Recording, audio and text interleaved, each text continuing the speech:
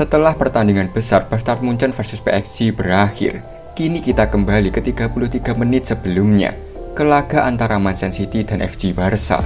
Dalam pertandingan yang bisa mengubah segalanya, Reo dan Nagi kembali menghadapi tantangan besar.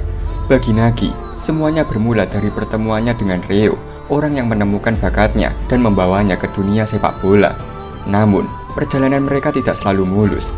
Api semangat, frustasi, permintaan maaf, dan rasa terima kasih telah menempa Nagi menjadi pemain yang lebih kuat. Hingga akhirnya, ia berhasil mengalahkan Isagi. Tapi itu belum cukup, ia butuh perubahan, ia butuh bahan bakar baru untuk kembali menyalakan semangatnya. Sementara itu, pertandingan ini adalah nyawa terakhir bagi Nagi dan Reo. Kick off telah dimulai, dan mereka berdua akan mengerahkan segalanya sejak awal. Saat ini, Nagi berada di peringkat 11, sementara Reo di peringkat 16. Jika mereka kalah, mereka akan berada di ambang eliminasi.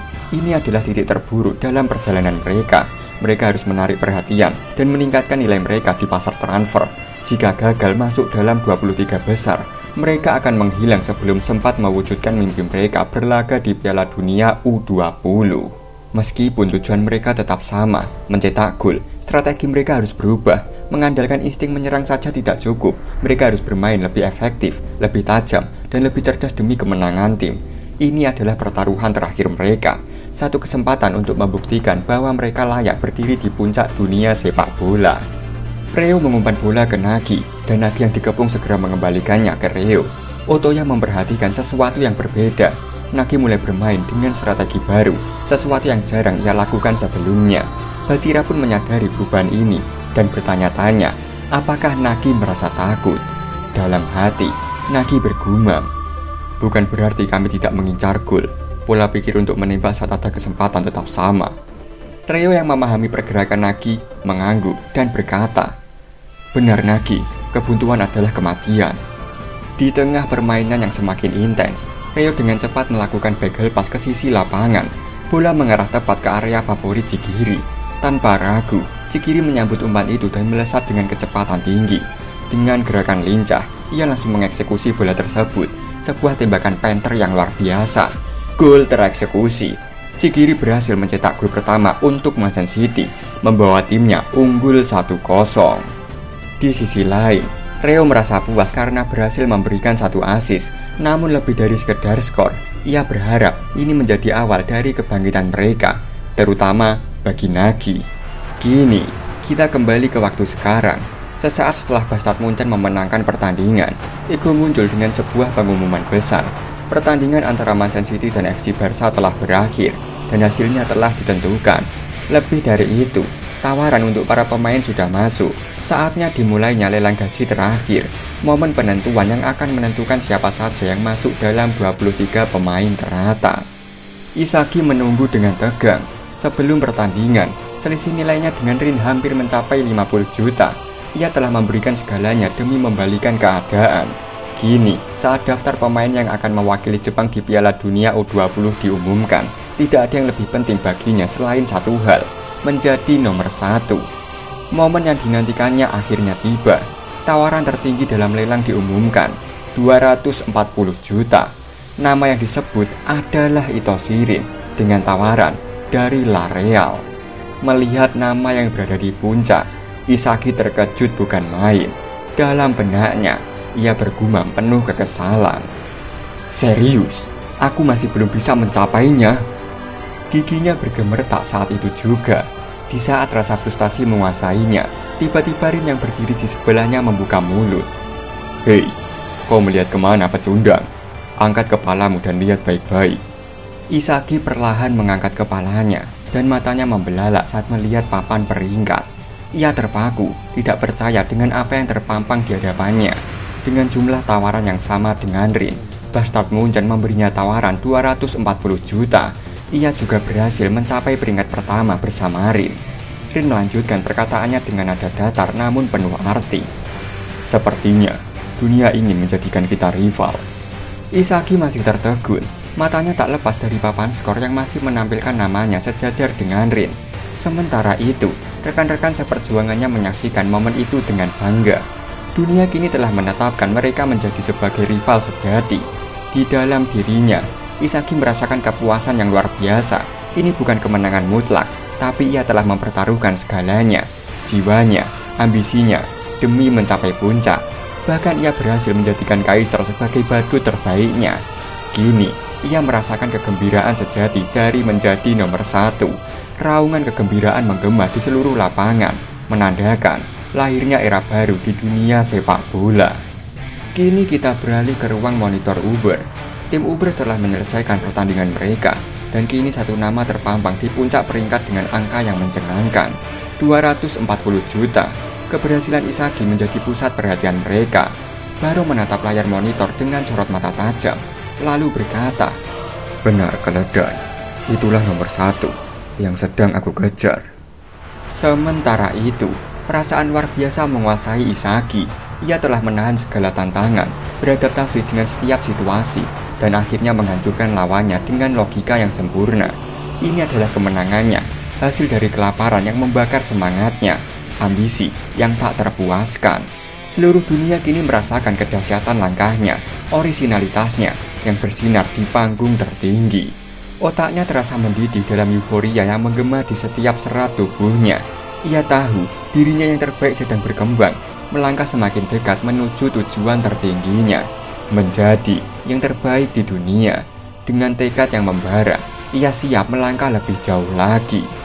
Kini waktu kembali ke momen sebelum papan peringkat diumumkan. Pertandingan antara Manchester City dan Barca kembali memanas.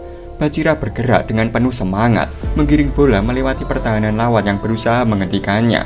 Rio berusaha memotong jalannya, Agi memberikan instruksi tajam dari belakang, dan Agi bersiap menjebaknya. Namun, Bajira menunjukkan kejeniusannya. Dengan gerakan yang mengejutkan semua orang, ia mengangkat bola menggunakan teknik roulette yang memukau.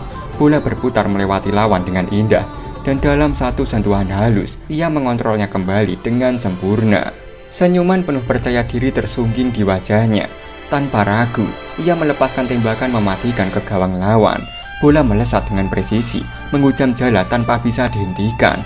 Dengan ini, Bajira menyatakan dirinya sebagai dewa di lapangan dan menyamakan skor menjadi 1-1. Dari luar lapangan, Lavinho yang melihat gol Bajira langsung bersemangat. Dengan penuh antusiasme, ia membuka jaketnya dan berseru, "Itu dia monster, ini super seru, aku ikut." Melihat semangat Lavinho yang membara, Prince pun ikut tersulut. Dengan senyum penuh percaya diri, ia menyahut, "Oke Lavi, saatnya pertunjukan para master."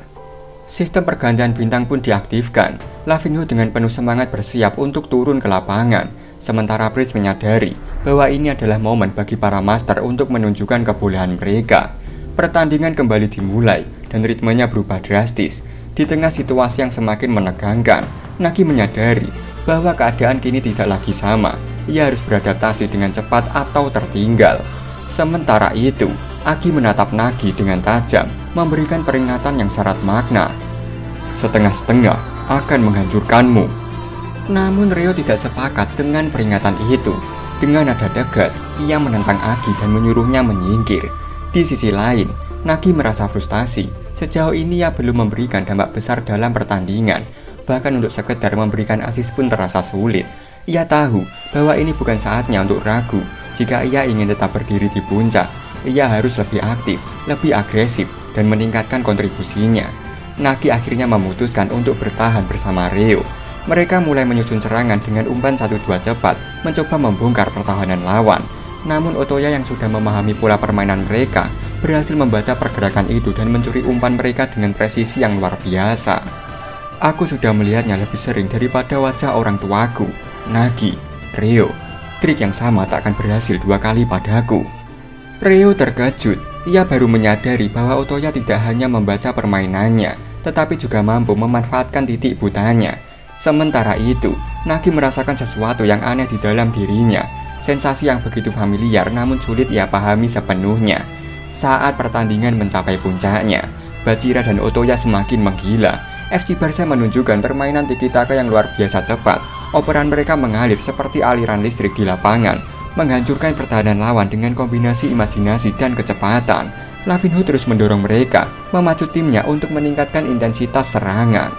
Nagi menyaksikan semuanya dengan mata terbuka lebar.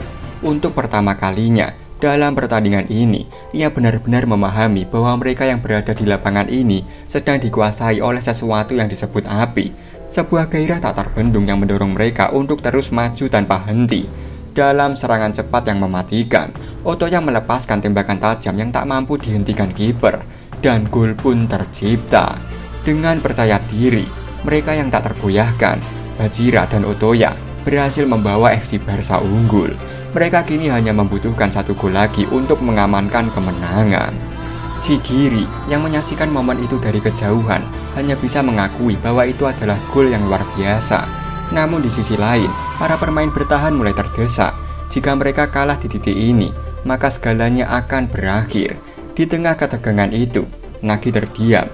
Ia tenggelam dalam pikirannya sendiri. Ia pernah merasakan momen seperti ini sebelumnya, saat melihat orang-orang yang memiliki api di dalam diri mereka yang terbakar oleh ambisi, gairah, dan keinginan untuk menang. Namun pertanyaan itu masih menghantuinya. Bagaimana ia bisa membangkitkan api dalam dirinya saat ini? Siapa dirinya yang baru ini? Dan yang lebih penting, siapa yang akan percaya bahwa ia mampu menjadi yang terbaik di dunia? Reo berjalan mendekati Nagi. Reo mulai menyadari bahwa sistem permainan mereka tidak berjalan dengan baik dan mereka dalam masalah besar. Namun alih-alih panik atau merasa tertekan, Reo justru tersenyum. Ada kilatan semangat di matanya, sesuatu yang berbeda dari biasanya. Dengan penuh antusiasme, ia menjulurkan lidahnya dan berkata kepada Nagi, "Situasinya ini bagus, ayo lakukan sesuatu yang lebih menarik." Nagi terkejut. Dalam sekejap, ia bisa merasakan keyakinan yang tumbuh dalam diri Reo, keyakinan yang lebih kuat dari sebelumnya. Reo menatapnya dengan penuh tekad, matanya menyala dengan api yang membara. Kemudian dengan nada penuh tantangan, ia berkata, "Jika kita mencetak gol sekarang dan membalikan keadaan, kita akan menjadi pusat dunia." Senyum penuh percaya diri terbentuk di wajahnya saat ia melanjutkan, "Itu sudah cukup sebagai alasan untuk membakar semangatmu kan, jenius?" Nagi membelalakan mata. Ia merasakan sesuatu yang berbeda dari Reo. Bukan hanya tekad, tetapi juga kekuatan yang nyata. Dalam hatinya, ia bergumam penuh takjub, "Reo, kau sudah menjadi lebih kuat." Di momen terakhir, Reo menyampaikan tekadnya dengan jelas. Demi mencapai puncak dunia bersama Nagi, ia bersedia menjadi apa saja. Nagi menatapnya dalam-dalam. Dan untuk pertama kalinya, ia benar-benar melihat cahaya dalam diri Reo. Bukan hanya sebagai sahabat, tetapi sebagai seseorang yang siap menerangi jalannya. Bersama, mereka akan menghadapi tantangan ini dengan keyakinan penuh. Karena mimpi Reo tidak hanya untuk dirinya sendiri. Mimpi itu juga ada untuk Nagi. Nagi menatap Reo yang berdiri di hadapannya, mencoba memahami sosoknya lebih dalam. Meskipun Reo pernah kehilangan api dalam dirinya, justru dialah yang kini memberikan Nagi sebuah mimpi baru. Sebuah senyum penuh ambisi terukir di wajah Reo. Dengan keyakinan yang tak tergoyahkan, ia berkata, "Pergi dan cetak 2 gol, jenius. Kita adalah pahlawan." Melihat bara api yang menyala dalam diri Reo, Nagi mulai berpikir, beberapa waktu lalu, jika keadaan memburuk, Reo pasti akan panik. Tanpa dirinya, Reo mungkin tidak akan bisa berbuat apa-apa. Tapi sekarang situasinya berbeda. Nagi bertanya-tanya dalam hati, bagaimana Reo bisa menjadi sekeren ini? Bagaimana bisa, di saat dirinya masih diliputi ketakutan, Reo justru berdiri dengan penuh percaya diri, menantang dunia tanpa ragu. Namun perlahan ia mulai mengerti, Reo bukan lagi sosok yang dulu bergantung padanya. Sekarang, dialah yang memberi jalan. Dan untuk pertama kalinya, Nagi menerima ajakan Reo sepenuh hati. Jika Reo telah terbakar semangatnya, maka untuk mengimbanginya, Nagi juga akan menyalakan apinya sendiri. Sementara itu, Isagi yang telah menjadi pahlawan masih merenungkan kegilaannya sendiri. Ia merasa bahwa pengalaman yang begitu memabukkan ini mungkin memiliki rumusnya sendiri. Saat Isagi memikirkannya kembali, ia selalu memiliki tujuan yang jelas, seseorang yang ingin dikalahkan atau sesuatu yang ingin dicapai. Lalu ia menemukan logika dalam dirinya untuk mewujudkannya. Pada akhirnya, ia telah menjadi mesin yang diciptakan untuk mengeksekusi hal itu. Menang sesuai perhitungan, itulah yang membuatnya semakin terbakar. Di antara kegilaan ini, Isagi menyadari sesuatu. Setiap kali ia naik level, setiap kemenangan, setiap pencapaian, pengalaman, dan kemampuannya meningkat. Tekniknya semakin berkembang dan bahkan bisa direplikasi. Namun ada satu hal yang tak bisa ia ulangi. Api itu. Pada saat itu, di momen itu, hanya ada satu perasaan dalam dirinya. Teknik dan logika hanyalah alat untuk mewujudkan semuanya. Tapi inti dari segalanya adalah api yang membakar di dalam dirinya. Mimpi, tujuan, rival yang harus dikalahkan. Mereka yang memahami dan memanfaatkan api itu akan bertahan, sementara mereka yang salah menilainya akan tersingkir. Inilah medan pertempuran segalanya. Sementara itu, peringkat lelang mulai ditampilkan. Peringkat ketiga, Shido, dengan tawaran dari PXG sebesar 160 juta. Peringkat keempat, Barrow, dengan tawaran dari Ubers sebesar 150 juta. Namun kini kita kembali ke pertandingan antara Manchester City dan Barca. Kick off dimulai kembali. Nagy mengumpan bola ke Rio, lalu segera mencari posisi terbaik sesuai keinginan rekannya. Kali ini, ia harus mencetak gol, karena jika mereka kecolongan satu gol lagi, semuanya akan berakhir begitu saja. Rio mengumpan ke Nagy dengan kontrol sempurna. Nagy menguasai bola, dan dalam pikirannya hanya ada satu nama, Rio. Saat ini, ia bermain bukan untuk dirinya sendiri, melainkan untuk memenuhi keinginan Ayang. Dalam gerakan cepat, ia melompat melewati dua pemain sambil mengontrol bola dengan kepalanya. Ya, aku berhasil melewati mereka. Haruskah aku menembak? Tidak, jaraknya terlalu jauh. Apa yang harus kulakukan jika aku adalah Rio? Tapi justru karena terlalu banyak berpikir, ia kehilangan momentum. Lavinho menerjang bola dan mencurinya dalam sekejap. Tatapan tajam Lavinho menusuk Nagy saat ia berkata dengan tegas, "Sepak bola itu bukan sekedar oper-operan." Nagy dan Rio panik melihat bola direbut oleh pemain bintang. Namun sebelum situasi memburuk, Chris dengan cepat maju dan mengamankan bola kembali untuk Manchester City. Dengan penuh gairah, Chris berteriak, "Kita belum selesai, Manchester City!" Lavinho mendengus, urat di wajahnya menegang. "Dasar tukang pamer!" Chris tidak menggubris, ia menatap para striker dengan penuh determinasi, lalu menggunakan punggungnya untuk menahan Lavinho. Dengan gerakan cepat, ia memutar tubuhnya dan mengabaikan Nagy yang berdiri di dekatnya. Nagy yang menyadari hal itu, terdiam. Kenapa? Chris mengabaikannya. Sebelum melepaskan long pass, Chris berkata, "Aku tak memberikan masa depan kepada egois yang tak mengejar kesempurnaan." Lalu dengan penuh keyakinan, ia mengakhiri ucapannya dengan seruan yang menggema di seluruh lapangan. "Lampaui kenyataan, Blue Lockers!" Chris melepaskan umpan terobosan mematikan yang meluncur sempurna ke arah Rio. Rio yang tengah berlari sempat terkejut, tidak percaya. Chris mengoper bola kepadanya. "Cetak gol itu, Rio Mikage! Aku ingin melihat masa depanmu!" Seruan penuh keyakinan dari sang master menggema di lapangan, membakar semangat Rio. Tanpa ragu, ia melakukan gerakan palsu, melangkah ke kiri sebelum dengan cepat menerobos ke sisi kanan Otoya, membuat lawannya kehilangan keseimbangan. Otoya terbelalak dalam keterkejutan.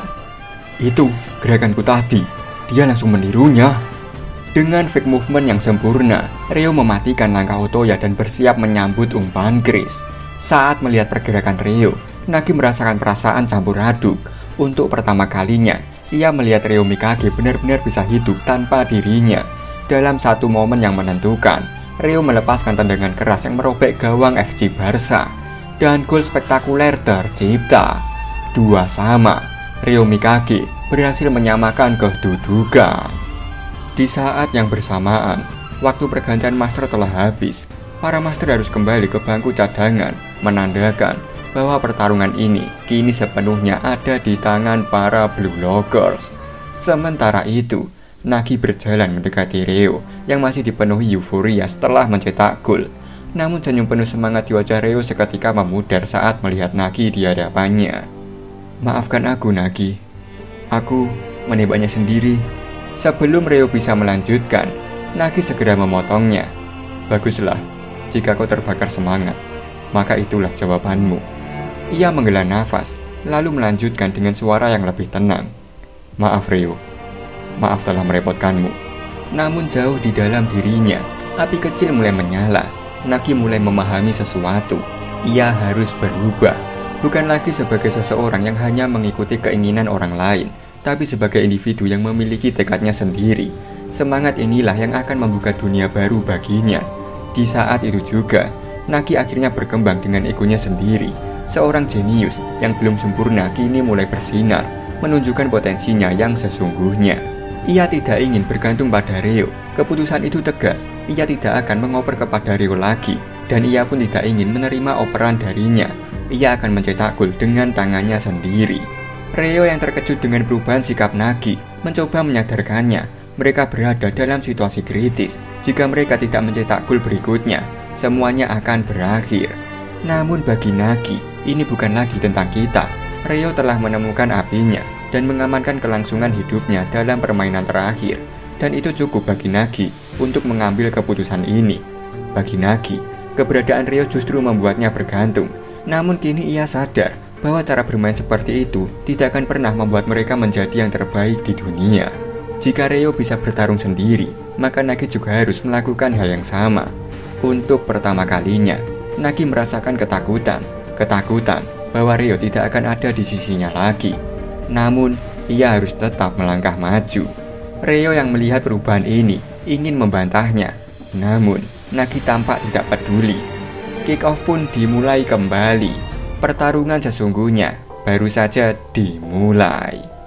Bachira yang menerima bola segera mengirimkan umpan panjang ke depan.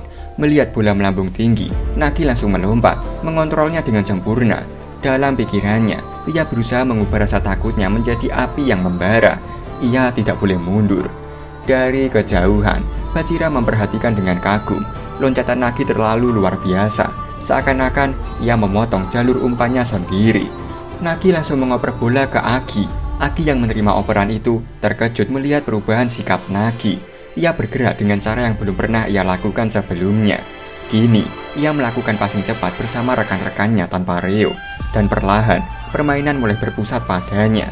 Namun meski ia mencoba menepisnya, perasaan kehilangan terus mengantuinya. Ryo menghilang dari pandangannya. Kesadaran bahwa ia mungkin tidak bisa bermain bersama Ryo lagi menimbulkan kekosongan dalam hatinya. Ia tidak pernah membayangkan masa depan seperti ini. Saat pertandingan semakin sengit, lawan-lawan telah mengantisipasi pergerakannya. Namun Nagi tetap tenang. Dengan gerakan presisi, ia mengontrol bola di belakangnya menggunakan tumitnya sebelum mengarahkannya kembali ke Agi. Sebuah peluang emas tercipta saat Agi mengembalikan bolanya ke Nagi. Di depan gawang, bola kini berada tepat di hadapannya. Momen krusial tiba. Dalam lubuk hatinya yang terdalam, ia masih ingin bermain bersama Ryo. Namun untuk tetap berada di sisinya, ia harus menjadi kuat. Ia harus menjadi yang terbaik dengan kemampuannya sendiri. Ia mengayunkan kakinya. Namun sayang, tendangan kerasnya yang mengarah ke gawang Barca harus diblokir oleh pemain bertahan lawan. Kesempatan itu lenyap seketika. Dan sebelum ia bereaksi, Otoya datang menerjang. Otoya tidak membiarkannya bergerak bebas. Dengan kecepatan dan insting tajam, Otoya membaca setiap langkahnya dengan cermat. Kini, dalam keadaan yang semakin sulit, keraguan mulai menyelimuti Nagi. Haruskah ia menembak? Tidak, ada 3 pemain yang siap menghentikannya. Sementara itu, Otoya semakin mendesak. Gol yang diimpikannya terasa semakin jauh. Perasaan kesepian semakin menghibitnya. Ia benar-benar sendirian. Namun di tengah keheningan itu, suara Ryo tiba-tiba terdengar memanggil namanya. Nagi terkejut. Ia merasakan sesuatu yang berbeda, sebuah dorongan yang selama ini ia abaikan. Di saat itulah, ia menyadari sesuatu yang lebih dalam. Tidak ada yang bisa menjadi egois sepenuhnya dan tetap bertahan. Bahkan seorang egois harus mampu melewati kesulitan dengan kekuatan sendiri, tanpa kehilangan tujuan, tanpa keraguan. Nagi segera mengambil keputusan. Ia mengayunkan kakinya dan melakukan passing ke Ryo. Bola melesat cepat, membelah udara, menuju Ryo yang telah maju ke depan. Namun, sebelum bola sampai di kaki Ryo, semuanya hancur. Seseorang telah datang. Orang ketiga muncul dan merusak hubungan harmonis antara Ryo dan Nagi. Bukan begitu, Nagichi. Kalau kau tak bisa mati di sini dan terus maju sendirian, maka kau gagal sebagai seorang egois. Dalam sekejap, Bachira mencuri bolanya dengan gesit, lalu melesat ke depan seperti orang yang kesurupan. Ia mengguncang lini tengah Manchester City seorang diri. Dengan kecepatan yang sulit dikejar, ia mengacak-ngacak pertahanan lawan. Kemudian umpan terobosan dikirimkan ke rekannya. Tapi itu hanya sementara. Bola kembali ke Bachira. Kini ia sudah berada tepat di depan gawang. Momen eksekusi kematian telah tiba. Dalam satu gerakan menakjubkan, Bachira melepaskan tembakan dan gol kemenangan merobek gawang Manchester City. Dengan ini, FC Barca unggul 2-3 atas Manchester City. Dan semuanya telah berakhir. Sementara itu, peringkat terbaru diumumkan. Peringkat 5, Bachira 120 juta yen. Peringkat 6, Jigiri 90 juta yen. Peringkat 7, Reo 78 juta yen. Peringkat 8, Kunigami 66 juta yen. Peringkat 9, Otoya 63 juta yen. Peringkat 10, Aiku 60 juta yen. Peringkat 11, Karasu 55 juta yen. Peringkat 12, Gagamaru 50 juta yen. Peringkat 13, Ariu 45 juta yen. Peringkat 14, Yukimiya 42 juta yen. Peringkat 15, Nico 40 juta yen. Peringkat 16, Yori 39 juta yen. Peringkat 17, Sendo 37 juta yen. Peringkat 18, Urona 35 juta yen. Peringkat 19, Santetsu 33 juta yen. Peringkat 20, Fukaku 28 juta yen. Peringkat 21, Raichi 27 juta yen. Peringkat 22, Kiora 26 juta yen. Peringkat 23, Nanase 25 juta yen. Di tempat lain, Isagi menatap layar dengan ekspresi terkejut. Nama Nagi kini berada di posisi yang mengejutkan semua orang. 24 adalah peringkatnya dengan harga 24 juta yen. Seorang jenius yang seharusnya bersinar justru tereliminasi. Bahkan Isagi yang dijuluki Raja Iblis tidak menyangka dengan hasil akhir yang begitu mengejutkan.